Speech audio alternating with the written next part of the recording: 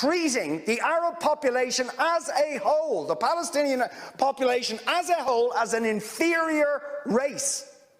I mean, it doesn't get stronger than this. And yet you want to be careful about your language. You're happy to correctly use the most strong and robust language to describe the crimes against humanity of Vladimir Putin, but you will not use the same strength of language when it comes to describing Israel's treatment of the Palestinians, when it is now being documented and detailed by two of the most respected human rights organisations in the world, and indeed has been alleged by dozens and dozens of non-governmental organisations, and to be honest, anybody who looks honestly at the decades of brutal, inhumane persecution of the Palestinians, successive assaults on Gaza, the annexation of their land and territory, the systematic application of apartheid rules, you don't want to even use the word apartheid.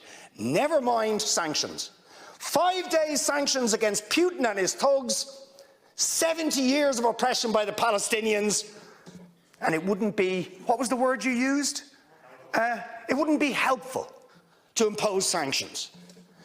Amnesty International are calling for Israel to be referred to the International Criminal Court for crimes against humanity.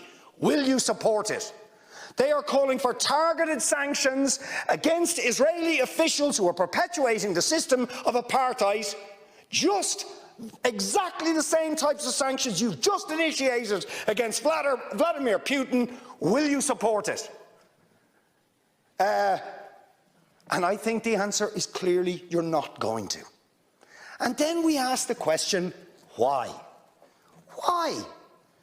With such strength of feeling, Fine Gael and Fianna Fáil and Green TD stood up one after the other, saying it was intolerable, the thuggery and the warmongering and the brutality of Putin. You wouldn't stand for it. Urgent action had to be taken.